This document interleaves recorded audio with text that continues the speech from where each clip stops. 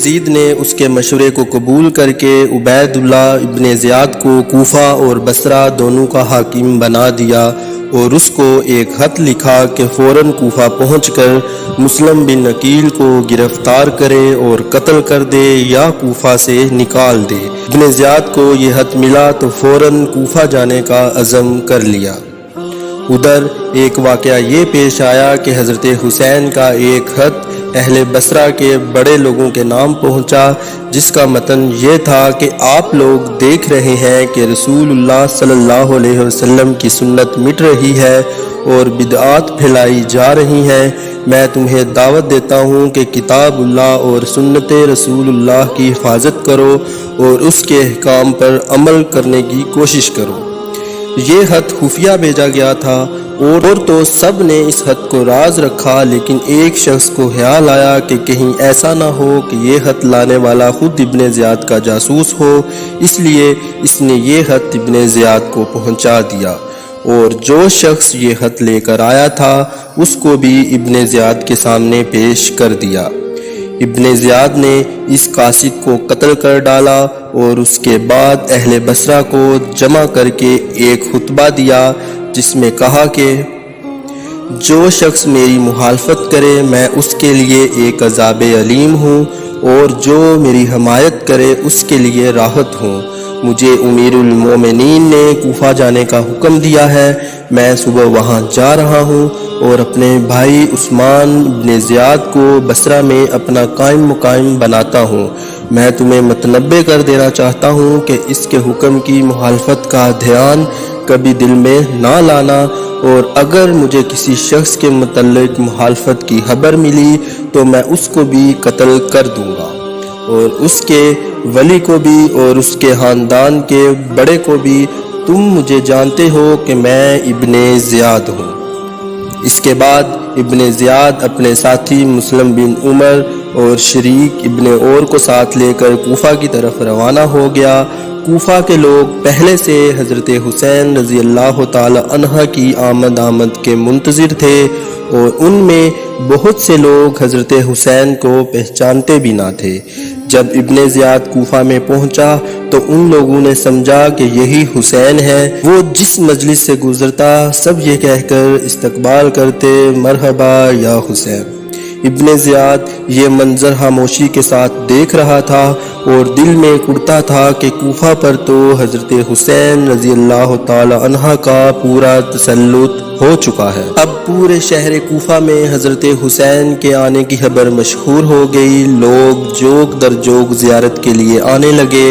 ادھر نعمان بن بشیر والی کوفہ کو یہ خبر ملی تو باوجود یزید کا ملازم ہونے کے اہل بیت کا احترام دل میں رکھتے تھے، اپنے گھر کا دروازہ بند کر کے بیٹھ گئے۔ ابن زیاد ان کے دروازے پر پہنچا، لوگوں کا ایک ہجوم اس کو حضرت حسین سمجھ کر ساتھ تھا، جن کا شور اور ہنگامہ نعمان بن بشیر نے اندر سے سنا تو وہیں سے آواز دی، جو امانت یعنی ولایت کوفہ میرے سپرد ہے وہ میں آپ کے حوالے نہ کروں گا، اس کے علاوہ آپ سے میں لڑنا نہیں چاہتا۔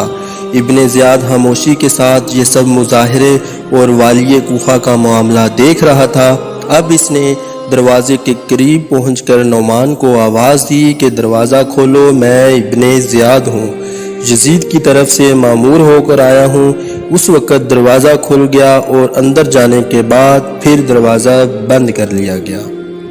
اگلے روز صبح ہی ابن زیاد نے اہل کوفہ کو جمع کر کے ایک تقریر کی جس میں کہا کہ امیر المومنین نے مجھے تمہارے شہر کا حاکم بنایا ہے اور یہ حکم دیا ہے کہ تم میں جو شخص مظلوم ہو اس کے ساتھ انصاف کیا جائے اور جو اپنے حق سے محروم کر دیا گیا ہے اس کو اس کا حق دیا جائے۔ لوگوں خوب سمجھ لو کہ میں امیر المومنین کا تابع اور فرما رہ کر ان کے احکام کو ضرور نافذ کروں گا۔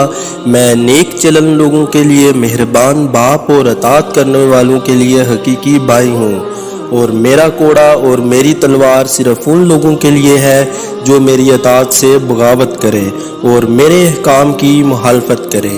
اب آپ لوگ اپنی جانوں پر رحم کھائیں اور بغاوت سے باز آئیں۔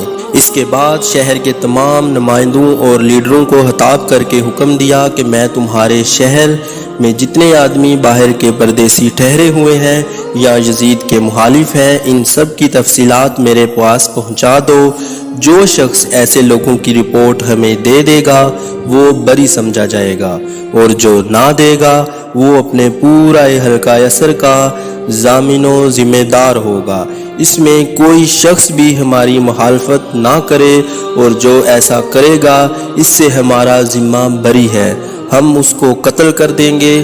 اور جس شخص کے حلقہ یسر میں خلیفہ وقت یزید کا کوئی مخالف پایا جائے گا اس کو اسی کے دروازے پر سولی پر چڑھا دیا جائے گا اور اس کا حق نمائندگی سلب کر لیا جائے گا۔ ادھر مسلم بن عقیل جو مختار ابن ابی عبید کے گھر میں مقیم تھے اور حضرت حسین کے لیے بیعت خلافت لے رہے تھے، ان کو جب ابن زیاد کی اس تقریر کا علم ہوا تو یہ خطرہ ہوا کہ اب ان کی مخبری کر دی جائے، اس لیے مختار کا گھر چھوڑ کر ہانی ابن عروہ کے مکان پر پہنچ گئے۔ دروازے پر پہنچ کر ہانی کو بلایا، وہ باہر آئے۔ مسلم بن عقیل کو اپنے دروازے پر دیکھ کر پریشان ہو گئے۔ مسلم نے کہا کہ میں تمہارے پاس پناہ لینے کے لیے آیا ہوں۔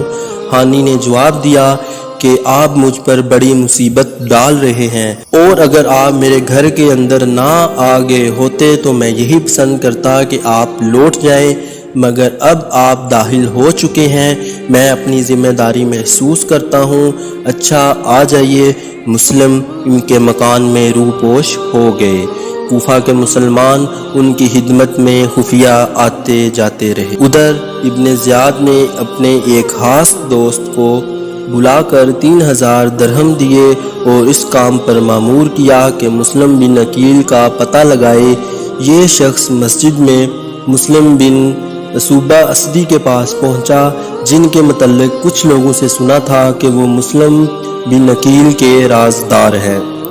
وہ جب نماز سے فارغ ہوئے تو اس شخص نے علیحدہ لے جا کر ان سے کہا کہ میں شام کا باشندہ ہوں، اللہ تعالیٰ نے مجھ پر انعام فرمایا ہے، مجھے اہل بیت نبی کریم صلی اللہ علیہ وسلم کی محبت عطا فرمائی ہے۔ یہ 3000 درہم میں اس لیے لایا ہوں کہ اس شخص کے سپرد کر دوں جو حضرت حسین کے لیے بیعت لے رہا ہے۔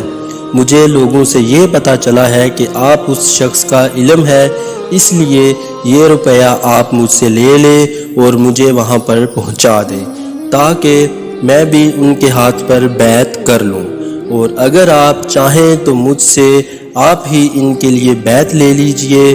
مسلم نے کہا کہ مجھے آپ کی ملاقات سے خوشی ہوئی، آپ کی مراد انشاءاللہ پوری ہوگی، اور شاید اللہ تعالیٰ آپ کے ذریعے اہل بیت اطہار کی مدد فرمائے، مگر مجھے اس سے بڑا خطرہ یہ ہو گیا ہے کہ لوگوں کو میرا نام ابھی سے مشہور ہو گیا۔ بہرحال مسلم نے اس شخص سے حلف اور عہد لے کر راز فاش نہ کرے گا۔